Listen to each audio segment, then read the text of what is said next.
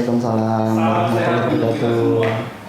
Alhamdulillah puji syukur kita masih diberikan kesehatan untuk kali ini dan sahabat-sahabat FIB School kita di sini kedatangan tamu. Jadi tamunya yang awalnya cuma main-main aja, nah ini kita ajak untuk sedikit diskusi tentang beberapa kegiatan PKBM ke depan itu seperti apa. Jadi kita kedatangan tamu di sini Bapak Pista Bagus Sugiharto MPD. Bener ya? Mas aja, Mas. Oh. Mas saya masih muda. Iya, masih muda lah. Panggilannya Mas Bagus ya? Iya, Mas Bagus saja. Mas Bagus, jadi Mas Bagus ini juga salah satu asesor yang ada di Jatim ya? Iya. Asesor ada di Jatim juga, jadi kebetulan juga pas main-main juga di FIB School, jadi kita juga berkesempatan juga untuk berdiskusi di sini bagaimana nanti kita melihat perkembangan PKBM ke depan itu seperti apa. Nah, monggo agar kita nggak terlalu lama ngobrol kita biar lebih enak lah, kita langsung saja bertanya ke Mas Bagus. Jadi bagaimana sih perkembangan PKBM itu ke depannya itu? Oke, makasih. Jadi ini acara tak terduga. Tadi niatnya kesini tuh ngopi sama nyaur utang janji sama Opa Lukman gitu. Untuk main kesini ngopi-ngopi di sini, terus ya di waktu yang lain saya memang asesor, tapi hari ini bukan. Saya hari ini kesini datang sebagai teman ngopi dan teman diskusi lah, ngobrol itu. Ya ini sharing. Jadi PKBM yang futuristik. Jadi saya mulai dari ini, profesor saya, Prof. Supiono itu pernah berpesan itu, menyampaikan ke saya bahwa ke depan yang namanya PKBM itu jadi supermarketnya pendidikan gitu. Ini filosof banget. Jadi maksudnya apa gitu. Jadi kalau kita datang ke supermarket itu apa yang kita butuhkan itu ada. Nah, cuma kita bawa hal ini ke dunia pendidikan. Jadi cita-citanya ke depan itu adalah PKBM itu mampu menjawab kebutuhan setiap masyarakat akan pendidikan. Jadi kebutuhan tentang pendidikannya di bidang apa dulu. Nah, harapannya inilah yang nanti mampu dijawab oleh PKBM ini. Kalau kita berbicara futuristik, ke depan ini dari sudut pandang saya bahwa PKBM itu akan berkembang, akan tumbuh dan punya warna sendiri-sendiri. Contoh sekolah dolan ya, PKBM Hanana gitu. Berbeda nanti dengan PKBM yang lain. Nah, apa yang di sini yang jadi warna? Ciri khasnya apa? Layanan program unggulannya apa? Nah, ini yang nanti berbeda. Misalkan suatu PKBM yang ada di daerah pesisir, dia punya layanan program yang berbeda. Yang berbeda sama sekarang di pondok pesantren ini yang fenomena marak. Dari pondok pesantren dia juga bikin PKBM itu bagus karena apa? All in one. Jadi anak masuk, mereka belajar masuk, santri masuk, ilmu agamanya dapat, ilmu yang lain juga dapat, keterampilannya juga dapat. Gitu. Jadi ke depan akan tumbuh dan berkembang itu sesuai warnanya masing-masing. Nah, sekarang tantangannya di sini, bagaimana setiap lembaga ini menemukan ciri khasnya, menemukan warnanya, menemukan stylenya. Itulah yang harus diasah untuk jadi layanan program unggulannya dia ke depan. Itu yang pertama gitu. Yang kedua, tantangan pendidikan kita ke depan semakin kompleks. Kalau dulu ya kan, kalau dulu kita fokus ke keaksaraan gitu kan, keterampilan dan kalau sekarang sudah banyak ya. Oh iya, sekarang udah banyak gitu. Apalagi bisa dibilang kan anak putus sekolah gitu kan, sekarang udah mulai menurun gitu kan. Ya meskipun masih ada beberapa. Nah, ini ke depan bagaimana? Nah, ini tantangan. Tantangannya sekarang gimana? Sekarang juga marak sekolah online gitu kan, cyber school. Nah, gimana? Berarti PKBM itu tantangannya ke depan tuh PKBM nggak hanya punya satu layanan aja berarti ya. Oh, iya. Jadi diharapkan tuh seperti supermarket, di mana supermarket itu kita kesana mau pilih barang apa, beli apa aja di situ bebas. Yes. Di mana nanti dari masing-masing layanan itulah itu yang menjadi keunggulan dari masing-masing Iya. PKBM. Benar. Nah, berarti Tapi seperti jangan lupa bahwa dalam proses membuka layanan program itu harus ada identifikasi kebutuhan dulu. Benar. Jangan-jangan begitu programnya ada, buka, semuanya sudah oke, ternyata pasarnya nggak ada, Wah. warga belajarnya nggak ada, nah kan percuma gitu. Jadi pastikan bahwa layanan yang dibuka itu sesuai dengan kebutuhan masyarakat, minimal masyarakat sekitar lah minimal. Oke, benar. Tadi saya sempat ngobrol sama Opa Lukman bahwa dirintisnya ini apa kebun tahu ini itu kan juga untuk mewadahi masyarakat sekitar, bahwa bagaimana di sini juga bisa dipandang sebagai layanan pendidikan, bukan hanya soal apa ya keterampilan, ekonomi, tapi juga ini jadi sarana pendidikan. Nah, itu menarik gitu loh, menarik. Bagaimana virus-virus ini bisa menular, menyebar ke yang lain. Jadi mari apa ya ada dari saya dulu sering dolan gitu. Saya sering dolan sebelum pandemi, sering touring gitu. Banyak teman-teman itu ngeluh, aduh Pak, warga belajar saya sedikit Pak gitu. Waduh Pak, warga belajar saya menurun Pak gitu. Loh, kenapa kok nggak dibalik gitu? Dari yang sedikit ini justru lebih bisa dimaksimalkan, semuanya bisa berhasil. Berarti lebih memikirkan bagaimana berapa sih siswa saya daripada memikirkan apa layanan yang harus saya berikan dulu. Masih dalam paradigma quantity. Gitu. Jadi bagaimana sekarang warga belajar sedikit, tapi benar-benar bisa dimaksimalkan, semua bisa menemukan jalannya sesuai passionnya, gitu kan, semua bisa memaksimalkan apa yang menjadi bakatnya, gitu kan, apa yang menjadi talentsnya. Nah itu yang seharusnya itu yang dimaksimalkan gitu loh. Sebenarnya kualitasnya dulu ya, kualitasnya dulu dibaguskan, baru kuantitinya akan mengikuti dari kualitas itu. Iya, terus sekarang kayak misalnya contoh begini, saya tanya, Pak, WB-nya berapa sekarang? Wah, tahun ini WB kami dapat 1.000 Pak. Wah, luar biasa sekali. Banyak sekali. 1.000 orang loh. ABC kan? itu. Iya, katakan ABC 1.000 orang. Oke, saya tanya, Pak, tutornya berapa? Katakanlah misalkan ya 30 Pak. Loh, sekarang logika aja. 30 orang menghandle 1.000 orang. Perbandingannya sangat dalam satu ya, apalagi dalam 1 minggu itu 7 hari. Benar. Bagaimana kita mengelola itu, apalagi kita berada di dunia pendidikan non formal. Terus katakanlah ya sudah bukan rahasia umum lah, mereka mau datang aja mau belajar itu sudah luar biasa. Alhamdulillah. Lalu bagaimana memanajemen orang begini banyak? Justru kalau saya melihatnya kan eman kan begitu. Jadi banyak dari warga belajar ini yang tidak bisa secara maksimum kan gitu, yang terlayani gitu kan, terlayani secara maksimal. Jadi mengapa tidak kita rubah paradigma bahwa warga belajar sedikit no problem, tapi benar-benar memberikan pelayanan yang maksimal gitu. Betul sekali. Itu benar-benar berhasil. Kalau dilihat dari pengalaman Mas Bagus ini kan banyak sekali istilahnya apa ya, berkunjung ke beberapa PKBM yang ada di Jatim gitu. Jadi banyak sekali pengalaman yang di situ lah. Kira-kira berapa persen sih? Jadi tanpa kita menyebutkan merek ya, jadi berapa persen sih sebenarnya PKBM di sini yang sudah punya pasar yang seperti supermarket tadi?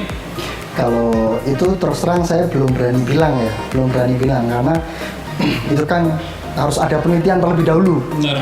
Harus ada penelitian terlebih dahulu yang benar-benar dirancang secara sistematis gitu kan. Tidak tiba-tiba kita datang bisa lihat secara observasi sekilas saja kita bisa menjudge, yaitu nggak bisa.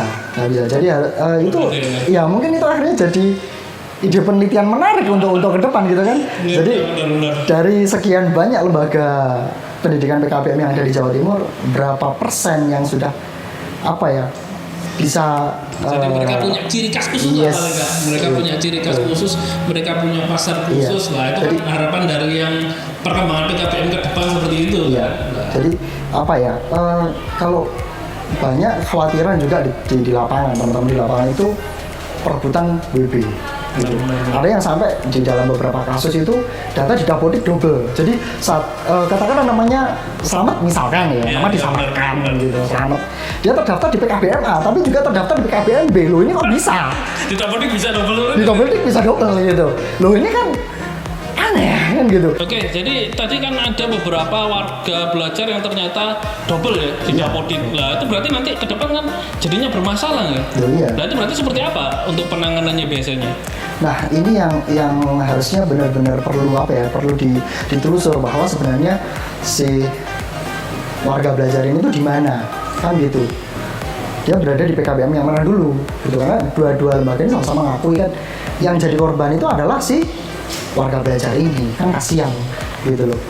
Jadi bukan hanya bukan lagi eranya banyak-banyakan warga belajar gitu loh. Itu sudah bukan eranya lagi. Eranya sekarang itu adalah, dan ke depan itu adalah bagaimana menemukan style dari PKBM itu, menemukan warna dan ketika orang misalkan berkata tentang PKBM Fanana gitu atau sekolah dolan gitu, semua orang pasti tahu itu seperti ini gitu loh. Benar. Nah, itu terkenal dengan talent mappingnya gitu kan. Terkenal dengan ownernya Opa Lukman yang nyentrik misalkan. Itu yang ke depan tuh akan seperti itu gitu loh.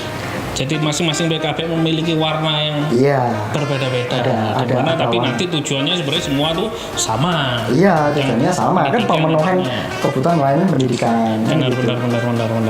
Jadi memang ini menjadi istilahnya menjadi tantangan tersendiri ya. Yes. Jadi tantangan tersendiri untuk semua PKBM. Jadi nggak hanya PKBM yang sudah bagus, tapi semua. Jadi PKBM yang sudah bagus pun pasti tetap akan mengalami yang namanya tantangan. Iya. Karena tantangan itu nggak akan selalu nggak bisa berhenti. Iya, karena itu mengikuti zaman. Terus mengikuti zaman.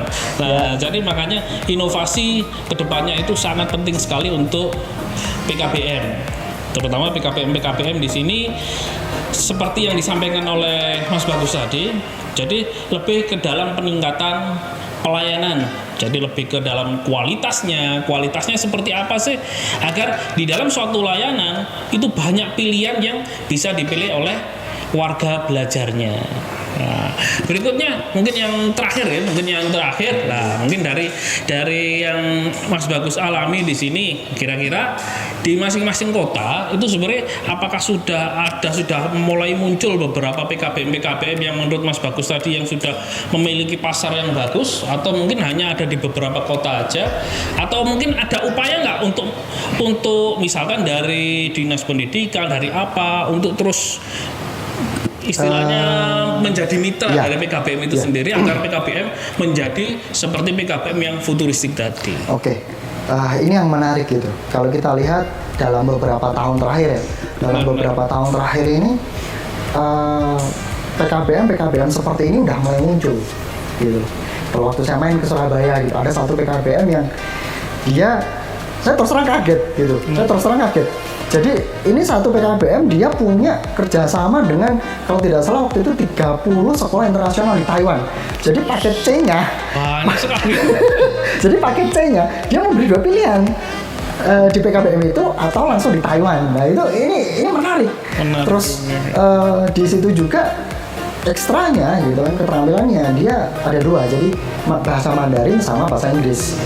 Nah yang luar biasa, tutornya itu langsung dari Cina, yang dia benar-benar memang sesuai dengan gitu basicnya itu ya. Terus ketika dia bahasa Inggris itu langsung diambilkan boleh dari Amerika. Ini menarik gitu loh. Terus juga di tempat lain ini sudah mulai muncul sesuai dengan ciri khasnya masing-masing gitu. Nah yang menjadi tantangan adalah lembaga-lembaga seperti ini belum banyak.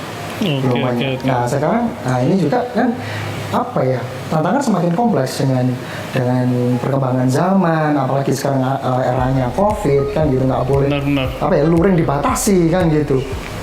Ini jadi hal yang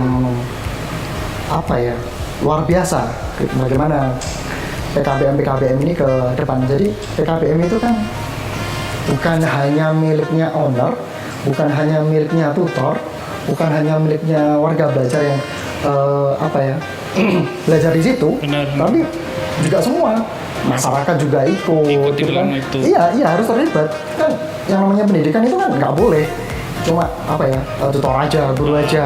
Hanya satuan pendidikan Oh, aja iya. kayak. Jadi semua- Apalagi dengan adanya COVID sekarang, kalau kita ambil hikmah, COVID itu bahwa pendidikan dikembalikan ke bawahnya, di mana madrasah pertama dan utamanya itu adalah orang tua.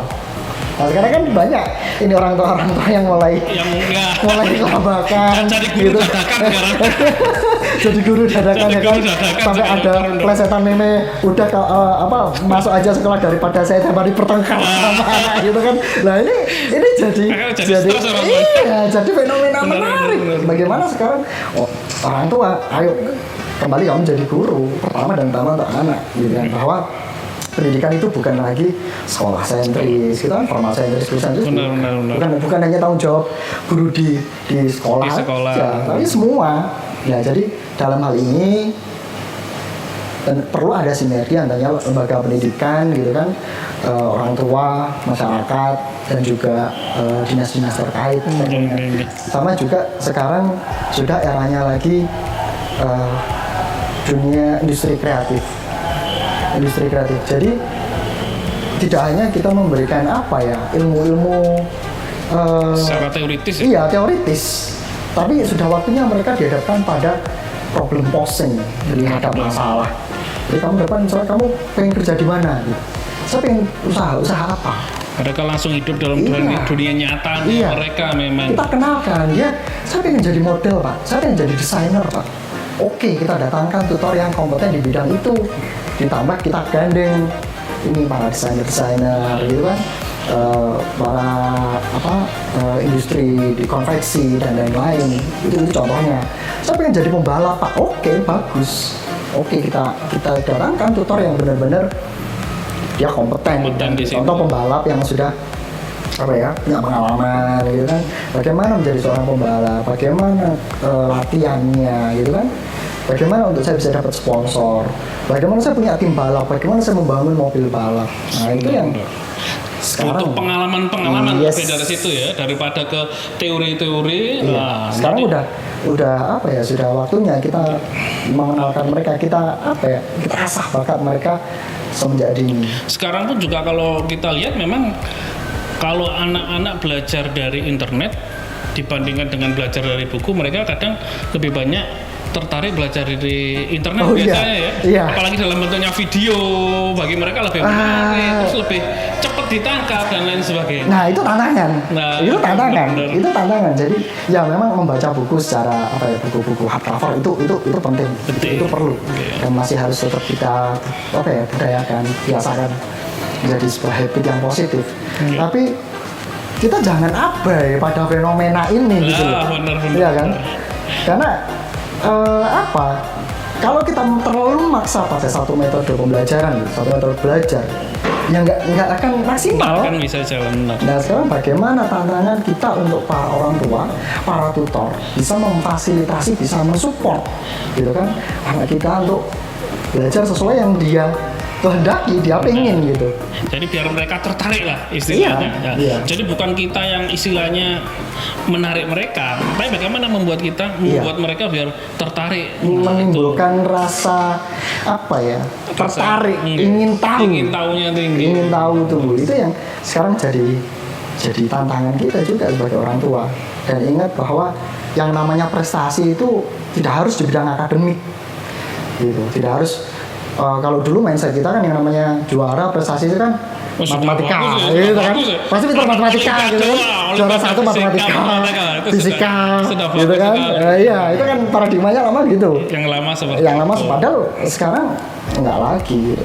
Apakah salah bahwa anak kita menjadi atlet sepak bola gitu kan? Apakah salah dia menjadi seorang pembalap gitu kan? Makanya sekarang tuh kalau anak-anak ditanya cita-citamu jadi apa? Wah, sekarang sudah banyak pilihannya. Iya. Kalau zaman dulu kan Zaman kita kan dokter, polisi, pilot pilot. gitu.